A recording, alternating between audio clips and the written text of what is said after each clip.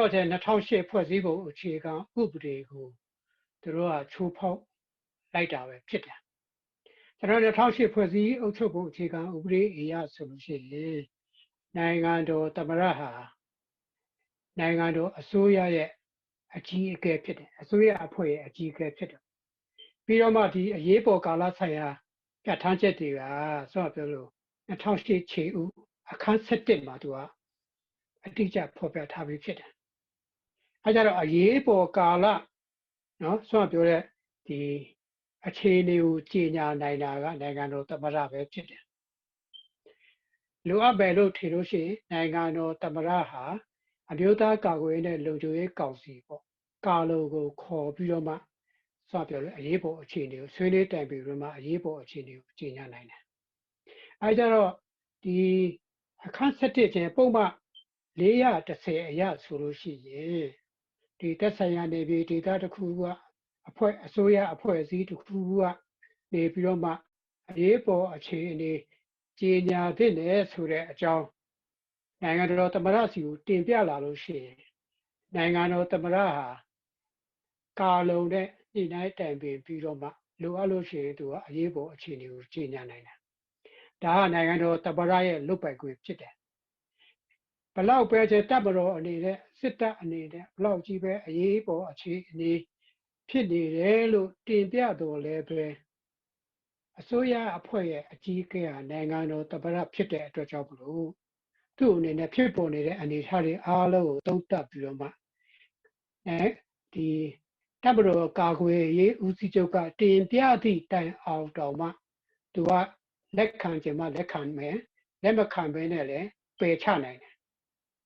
အခုဖြစ်ပျက်တဲ့အဖြစ်အပျက်ကိုကြည့်ရတဲ့အခါကျတော့ကျွန်တော်တို့နိုင်ငံတော်သမ္မတစီကိုဒီတပ်မတော်ကာကွယ်ရေးဦးစီးချုပ်ကကာလုံခေါ်ဖို့အစည်းအဝေးခေါ်ဖို့နှစ်ကြိမ်တိုင်တင်ပြတယ်ဆိုတော့လည်းပဲဘာအကြောင်းတွေတင်ပြတယ်ဆိုတာကျွန်တော်ပြည်သူလူထုကမသိရဘူးပြီးတော့ရှင်တပ်မတော်ကာကွယ်ရေးဦးစီးချုပ်ကတင်ပြတိုင်းလဲနိုင်ငံတော်သမ္မတအနေနဲ့ကလက်ခံခြင်းမှလက်ခံလက်မခံဘဲလေနေနိုင်တယ်ဒါနိုင်ငံတော်သမ္မတရဲ့အခွင့်အရေးဖြစ်တယ်အဲကြတော့နိုင်ငံတော်သမ္မတရဲ့အခုဒီအနေထားကြည့်မယ်ဆိုလို့ရှိရင်ကျွန်တော်တို့ဒီတပ်မတော်ဟာနိုင်ငံတော်သမ္မတနဲ့အခုလိုအာဏာဒီတိုင်းပြည်မှာအရေးပေါ်အခြေအနေကြီးညာဖို့လိုပါတယ်ဆိုတဲ့အကြောင်းတင်ပြလာကိုကျွန်တော်တို့မတွေ့ရဘူးမမြင်ရဘူးဒါကြောင့်မို့သူကဆိုလို့ချင်းအခန်း7မှာပါတဲ့ဒီ2008ခြေဥအခန်း7မှာပါတဲ့အရေးပေါ်အခြေအနေကြီးညာခြင်းနဲ့ပတ်သက်တဲ့ဥပဒေတွေကိုသူကဆန့်ကျင်ပြီးတော့မှတပ်မတော်ကနော်တင်ပြခဲ့တဲ့ဒုတိယသမ္မတနဲ့ဦးမြင့်ဆွေတို့သမ္မတလုပ်ခိုင်းပြီးတော့မှအခုလိုတိုင်းပြည်ရဲ့အာဏာကိုလွှဲပြောင်းရယူရဲဆိုတဲ့ဟာကဒါသူလိုချင်ရသူဆွဲပြောတာဖြစ်တယ်ပြောရမယ်ဆိုလို့ရှိရင်2008ဖွဲ့စည်းပုံအခြေခံဥပဒေနဲ့ဆန့်ကျင်ပြီးတော့မှ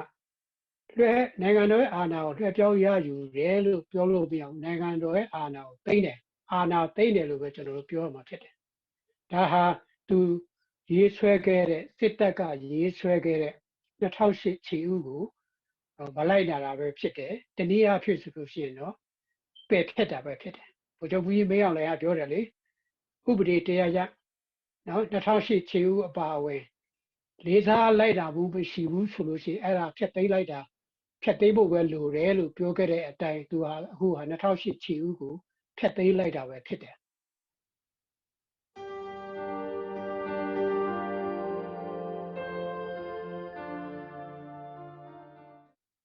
တော့အောင်ဆန်းစုကြည်ကဒီ2008အခြေခံဥပဒေကိုလည်းမကြိုက်ဘူးနော်ပြီးလို့ရှိရင်ဒီကျွန်တော်တို့တော့အောင်ဆန်းစုကြည်ကမ္ဘာ့ငြိမ်းချမ်းရေးနိုဘယ်ဆုရှင်ဖြစ်တယ်ကမ္ဘာ့ငြိမ်းချမ်းရေးနိုဘယ်ဆုအပြင်အခြားနိုင်ငံတကာနေပြီးတော့မှပေးရတဲ့ဆုတံဆိပ်ဘွဲ့တွေလည်းအများကြီးကိုသူကပိုင်ဆိုင်ခဲ့တဲ့သူတစ်ယောက်ဖြစ်တယ်နိုင်ငံတကာမှာဆိုလို့ရှိရင်စတာတစ်ခုပေါ့ဗျာထွန်းလင်းတောက်ပတဲ့ကျေတပွင့်ဖြစ်တယ်ဒါပေမဲ့လို့ တိုင်းပြည်ရဲ့ဒီမိုကရေစီအရေးပြုပြင်ပြောင်းလဲမှုအတွက်ငြိမ်းချမ်းတဲ့အနေနဲ့ဖြည့်ရှင်းလိုတဲ့ဆန္ဒရှိတဲ့အတွက်ကြောင့်မလို့သူ့ရဲ့ဂုဏ်သိက္ခာတွေနိုင်ငံတကာရဲ့လေးစားမှုတွေကိုမျက်ကွယ်ပြုပြီးတော့ကျွန်တော်တို့2008ခြေဥအောက်ထဲမှာဝင်တယ်ပြီးလို့ရှိရင်2008ခြေဥကပေါ်ပြထားတဲ့အတိုင်းနော်ညွှန်ကြားခဲ့တဲ့အတိုင်းပါတီအနေနဲ့ရွေးကောက်ပွဲတွေဝင်ပြိုင်တယ်ဝင်ပြိုင်ပြီးတော့မှခဏပါဖြစ်လဲဆိုလို့ရှိရင်ဒီ2020ရွေးကောက်ပွဲမှာဆိုလို့ရှိရင်ဒီတိုင်းတပြည်လုံးကနေပြီးတော့မှနော်ထောက်ခံမှုနဲ့သူကဆက်လက်ပြီးတော့မှအခုဒီတတိယသက်တမ်းပေါ့နော်2021 2025တတိယသက်တမ်းကိုဆက်လက်ပြီးတော့မှနိုင်ငံတော်ဥဆောင်ဖို့အတွက်ရွေးချယ်တင်မြှောက်ခြင်းခံရတဲ့အမျိုးသားဒီမိုကရေစီအဖွဲ့ချုပ်ရဲ့ခေါင်းဆောင်တစ်ခုဖြစ်တယ်။သူ့ရဲ့အသက်တာကိုပြန်ကြည့်ပဲဆိုလို့ရှိရင်သူ့ရဲ့ယုံကြည်ချက်နဲ့နော်ခဏ2008ခြေဥပါလုံးဝဆန့်ကျင်တယ်။ဒါပေမဲ့လို့ပြည်သူလူထုရဲ့အကျိုးသွေးထွက်တန်ယုံမှုမရှိဘဲနဲ့နော်တိုင်းပြည်ရဲ့နိုင်ငံရေးဖြစ်စဉ်တွေတိုးတက်ဖို့အတွက်ငြိမ်းချမ်းစွာနဲ့ဆောင်ရွက်နိုင်ဖို့ရှေ့ရှုပြီးတော့မှစပြောတဲ့နော်ဒီလအမျိုးမျိုးနဲ့နှိမ်ချမှုတွေနှောက်ယှက်မှုတွေကိုကျော်လွှားပြီးတော့မှခဏလောက်ကင်ဆောင်ရွက်ခဲ့တာဖြစ်တယ်။အဲကြောင့်နောက်ပြီးတော့မှတပ်မတော်နဲ့ပြန်လဲပြီးတော့မှဟောစားပေါ့အမျိုးသားပြန်လဲညီညွတ်ရေးကိုရှေ့ရှုပြီးတော့မှတပ်မတော်ကကျူးလွန်ခဲ့တဲ့စစ်ရာဇဝတ်မှုတွေနော်အဲ့ဒါတွေကိုကမ္ဘာခုံရုံးထိသွားပြီးတော့မှသူကကာကွယ်စောင့်ရှောက်ပြောဆိုခဲ့တယ်အောင်မြင်တာမအောင်မြင်တာတော့ဒါတပိုင်းပေါ့ဗျာအခုထက်တည်းလဲအောင်မြင်တယ်မအောင်မြင်ဘူးလို့ကျွန်တော်တို့ပြောလို့မရဘူးပေါ့ဒါပေမဲ့လို့ဆိုပြောလို့ကမ္ဘာပြည်သူအများအပြားစကျင်နေတဲ့ဒီဂျီနိုဆိုက်ပေါ့နော်ဒီပြစ်မှုယူကျူးလွန်တဲ့စစ်တပ်ကိုဒီကမ္ဘာ ICJ အထိကိုသွားပြီးမှခုခံပြီးတော့မှရှောင်လဲချက်တွေပြီးခဲ့တယ်အဲ့လိုတိုင်းပြည်ရဲ့အကျိုးကိုရှေ့ရှုပြီးတော့လုပ်နေတဲ့ခေါင်းဆောင်တစ်ခုကိုခေါင်းဆောင်တစ်ယောက်ကိုအဖွဲ့အစည်းတစ်ယောက်ကိုအခုလိုဒီ2008ခြေဥပဒေပြဋ္ဌာန်းချက်များနဲ့စန့်ကျင်ပြီးတော့မှစစ်တပ်ကလုပ်တယ်ဆိုတာတော်တော်ကိုဒီရိုင်းဆိုင်တဲ့နော်လုံးဝလက်မခံနိုင်တဲ့အပြုအမူတစ်ခုဖြစ်တယ်သူ့ရဲ့ပုံစံကပါလဲဆိုတော့ကျွန်တော်ဗမာစကားပုံရှိတယ်မင်းသားကြီးမလုပ်ရလို့ပတ်မထိုးဖောက်တယ်ဆိုတဲ့ဟာမျိုးဖြစ်နေတယ်နောက်ပြီးတော့မှသူရွေးကောက်ပွဲကိုအချောင်းပြရွေးကောက်ပွဲဆိုတာသူ့ဥပဒေနဲ့အညီရှိထားပြီးသားနော်သူ့ဥပဒေပိုင်းရဆက်လက်ပြီးတော့လှုပ်ဆောင်သွားဖို့ပဲဖြစ်တယ်ဆက်လက်ပြီးတော့လည်းလောက်ကင်ဆောင်ရွက်နေတယ်အဲ့ process ကမပြီးသေးဘူးကျွန်တော်1990တုန်းကကျွန်တော်ရွေးကောက်ပွဲဝင်ခဲ့တယ်အဲ့ရွေးကောက်ပွဲရလဒ်တွေဟာနော်ရွေးကောက်ပွဲမတရားမှုလုပ်ပါတယ်ဆိုပြီးမှရှောက်တဲ့ဟာတွေဟာခဏထက်တီတော့မှအဖြေမရဘူးနော်အဲ့ကြတော့ကိုလုတ်ခဲ့တော့ကတော့ကိုကြိုက်တယ်လို့လုတ်ခဲ့ပြီးတော့မှအခုဥပဒေကြောင်းအရဖြည့်ရှင်းလို့ရမယ့်ကိစ္စကိုမဖြည့်ရှင်းမဲနဲ့လက်နဲ့အားကိုပြီးတော့မှပြည်သူလူထုကယုံကြည်ကိုးစားပြီးအနံထားတဲ့လက်နဲ့လူသူအင်အားကိုအသုံးပြုပြီးတော့မှတိုက်ပြည်ရဲ့အာဏာကိုသိတယ်ဆိုတဲ့ဟာကအင်မတန်ကိုလက်မခံနိုင်တဲ့ချက်တစ်ခုဖြစ်တယ်ဒီလိုစစ်တပ်မျိုးကိုဆက်ပြီးမှကျွန်တော်တို့ပမာပြည်မှာဆက်ထားမယ်ဆိုလို့ရှိရင်နောင်လဲဒီလိုပဲလာမှာပဲအဲကြတော့ဒီလိုစစ်တပ်မျိုးနဲ့လက်နဲ့အားကိုးပြီးတော့ငါဖြစ်ချင်တာမဖြစ်လို့ရှိရင်အာဏာသိမ်းမယ်ဆိုတဲ့စိတ်ဓာတ်မျိုးရှိတဲ့စစ်ကောင်းဆောင်တွေနဲ့ဖွဲ့စည်းထားတဲ့ဒီစစ်တပ်ကိုကျွန်တော်တို့အစောပြောသလိုအဲ့တန်တရားဇိုးကြီးဆက်လက်ပြီးတော့မှဆက်မဖြစ်အောင်ကျွန်တော်တို့ပြည်သူလူထုနဲ့ကျွန်တော်တို့ဆက်ပြီးလုပ်ဖို့ဒီအဖွဲ့အစည်းဟာဒီစစ်ကောင်းဆောင်တွေဟာတိုက်ပြည်အတွက်မလိုလားအပ်တဲ့ခေါင်းဆောင်တွေဖြစ်တယ်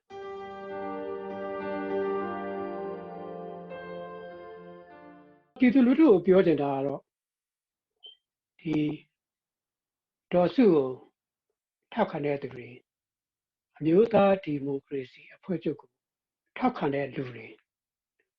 သူတို့တွေရဲ့ထောက်ခံမှုယုံကြည်မှုကိုကနေ့ဟာလက်တွေ့ပြရမယ့်အခြေခံရောက်နေပြီဆိုတဲ့အခါကျတော့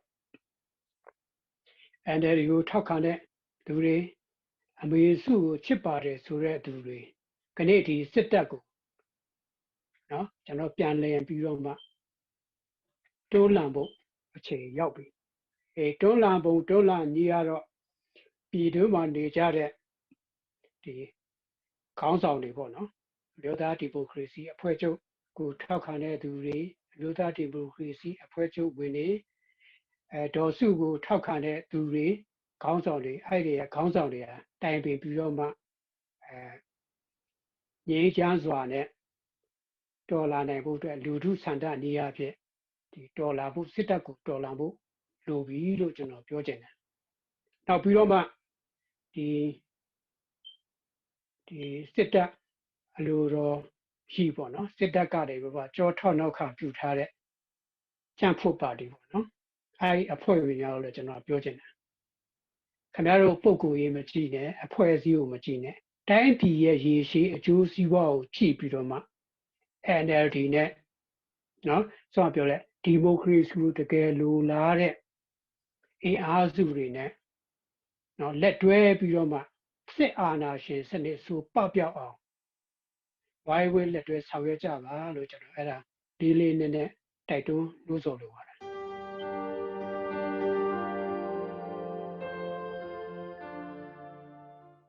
ဖြစ်ပေါ်နေတဲ့နိုင်ငံရေးပြဿနာတွေကိုငြိမ်းချမ်းစပွဲပေါ်မှာဖြေရှင်းဖို့ကိုလိုလားတယ်ဆိုတာကိုဒီတိုင်းသားဒေါ်လာရေးအဖွဲ့အစည်းတွေအသီးသီးရဲ့လှုပ်ဆောင်မှုကြည့်ပြီးတော့မှကျွန်တော်အတိမတ်ပြုပါတယ်နော်ငြိမ်းချမ်းစွာနဲ့ဖြစ်ပေါ်လာတဲ့နိုင်ငံရေးပြဿနာတွေကိုပြေလည်အောင်ဖြေရှင်းနိုင်တယ်ဆိုတဲ့ဟာကအဲ့တဲ့ကောင်းတဲ့လှုပ်ဆောင်မှုမျိုးကဘယ်မှ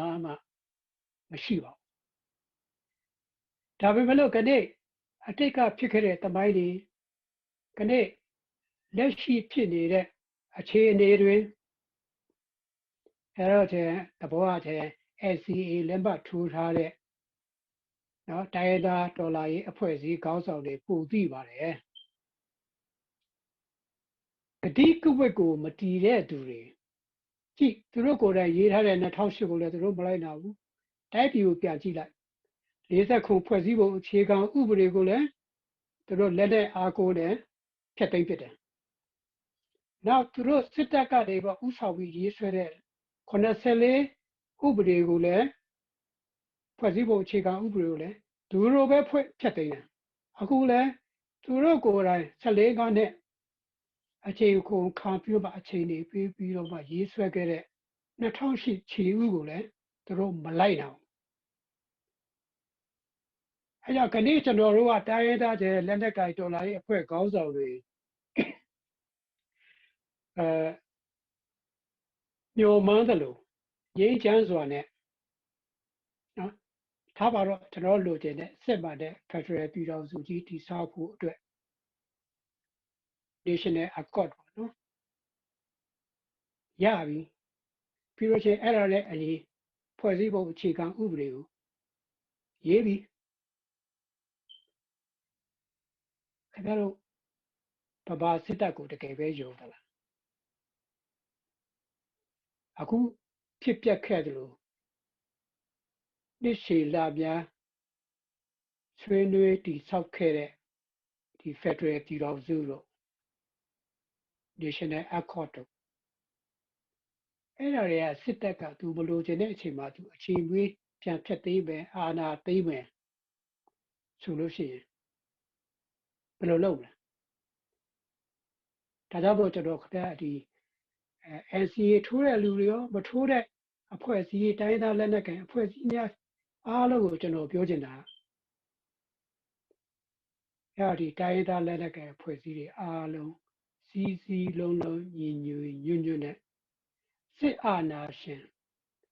ကိုတိုက်ဖြတ်နိုင်ဖို့အတွက်ပဲလုပ်ပါ နိုင်ငံတကာနဲ့ပူးပေါင်းပြီးတော့မှနော်လုပ်ပါနောက်ဆုံးနိုင်ငံတကာကစစ်ရေးရအကူအညီမပေးနိုင်သည့်တိုင်ခင်ဗျားတို့